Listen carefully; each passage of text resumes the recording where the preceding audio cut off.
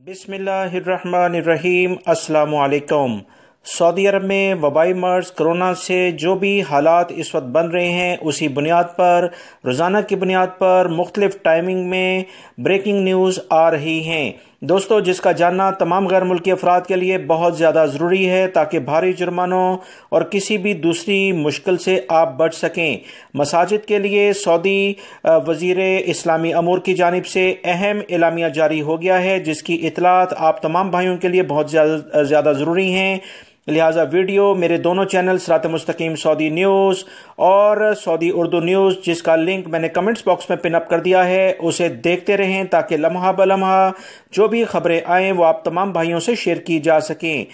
आप तमाम हजरात से ये दरख्वास्त की जाती है कि वीडियो लाइक करके अपने दोस्तों से शेयर भी कीजिएगा ताकि वो भी ये मालूमात जान सकें। अहम इतला इस्लामी अमूर के जो वज़ीर हैं डॉक्टर अब्दुल लतीफ़ अल शेख ने जारी की है कि तमाम सरगर्मियां अभी जो बंद होने जा रही हैं, इसी सूरत हाल को देखते हुए नमाजों की टाइमिंग में भी और अजान के दरमियान जो वक्फा है उसे इंतहाई कम किया जाएगा।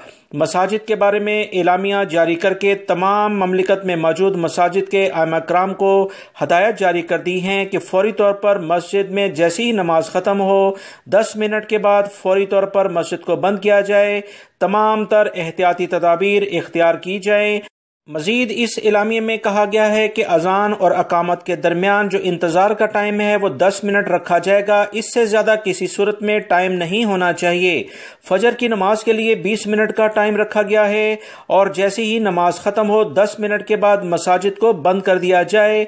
लिहाजा वो तमाम लोग जो कि सऊदी अरब में अल्हम्दुलिल्लाह मुसलमान हैं और मसाजिद में नमाज के लिए जाते हैं, इस एलामिया को जहन में रखें।